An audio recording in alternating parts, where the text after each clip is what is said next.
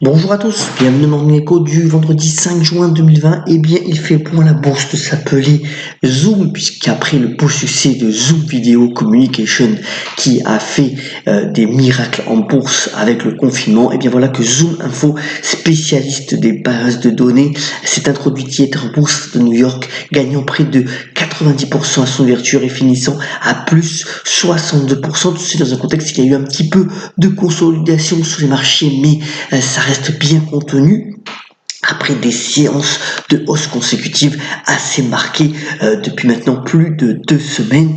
L'élément clé étant bien entendu la réunion de la Banque Centrale Européenne avec finalement un plan d'aide à l'économie plus important que prévu, puisque le plan d'achat d'urgence épidémique, le fameux PEPP, est augmenté de 600 milliards d'euros. C'est plus qu'escompté par les analystes. Alors Madame Lagarde, bien entendu, a répondu aux attentes des investisseurs, poussant d'ailleurs l'euro-dollar, comme le montre ce graphique, au-delà des 1,13. Alors on revient sur des niveaux les plus hauts depuis un mois et demi. Alors on verra, c'est un moment clé, bien entendu, pour la devise européenne, mais qui assoit de nouveau sa légitimité après que la crise du coronavirus a mis en doute la pérennité de la zone euro. Voilà que la BCE est bien là derrière par rapport aux doutes sur la Cour de justice donc allemande de Karlsruhe, qui mettait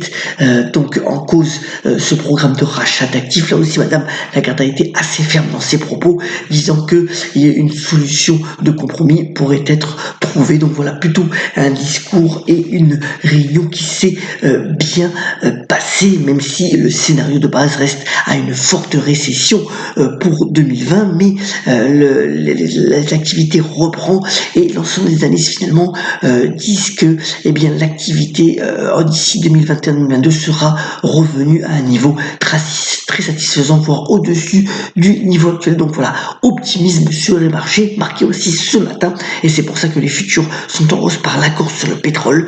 En fait, il va y avoir l'extension des baisses de quotas de production sur le pétrole de la part de l'OPEP et de la Russie. Si dans un contexte, vous voyez où les marchés américains sont quand même au plus haut de leur valorisation depuis le début de l'année 2000, comme le relate ce graphique donc dans le Financial Times ce matin. Mais pour le moment, ça n'a pas l'air d'émouvoir beaucoup les investisseurs qui continuent d'acheter les actions américaines. Et puisque on aime bien les formulations, alors on avait parlé il y a quelque temps donc des GAFA, bien entendu, qui font l'essentiel du marché technologique. Les granolas, ce sont les belles valeurs européennes qui ont des bilans sains. Et bien voilà maintenant c'est le contexte, puisque dimanche ce sera la fête des mères. Voilà que l'indice The Mothers, alors en fait c'est 320 valeurs de croissance, petites valeurs de croissance au Japon, qui depuis le point bas du 23 mars dernier a pris plus de 80%. C'est le meilleur indice mondial. Donc la bourse Tokyo, qui finalement a bien résisté au coronavirus, les petites valeurs ne sont pas en reste et ont même brillé pour cette année, ce qui s'appelle donc Mothers. C'était à noter ce matin quand même, c'est assez sympathique. Alors un autre secteur qui a soutenu hier la tendance, c'est le secteur aérien.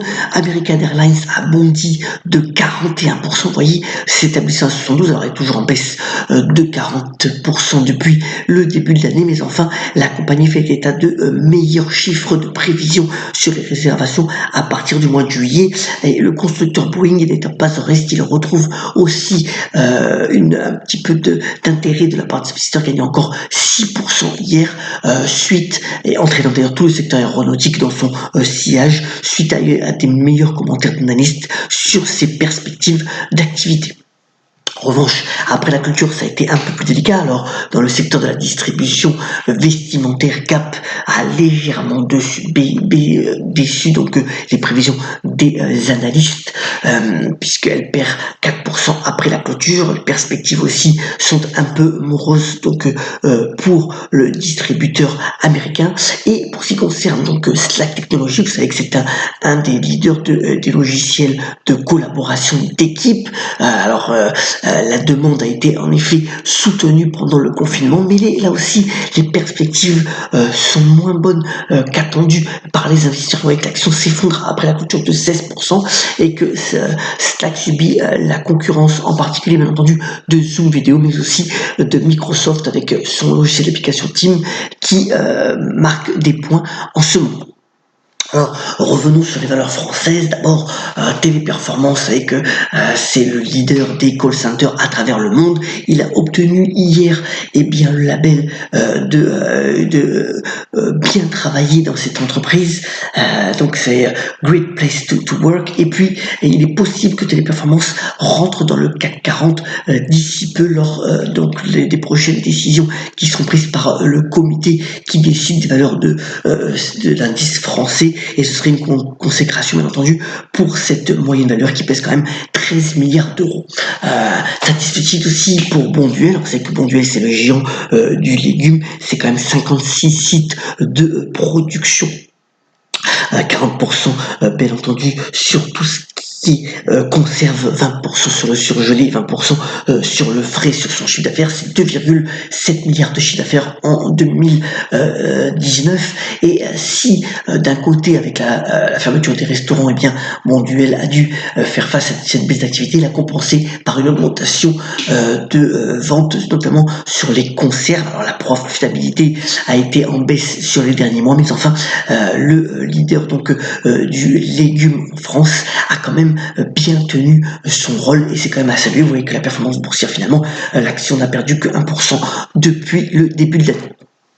Alors, petite page culturelle pour terminer ce Morning Call, c'est le retour de Sébastien Tellier, le clubbeur qui aime tant faire la fête. Il a changé avec ce nouvel album qui s'appelle Domesticated et qui marque à 45 ans un tournant pour ce personnage haut en couleur, puisqu'il a maintenant 2 enfants, il est marié et voilà que c'est un joli album avec de belles mélodies qui sort pour ce personnage de la chanson française qui est donc transfigurée.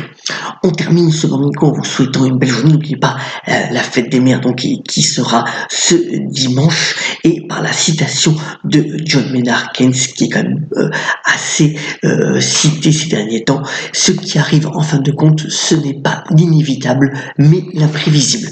Passez une très bonne journée, un très bon week-end et on se retrouve la semaine prochaine pour de nouveaux Morning Call. Excellente journée à toutes et à tous.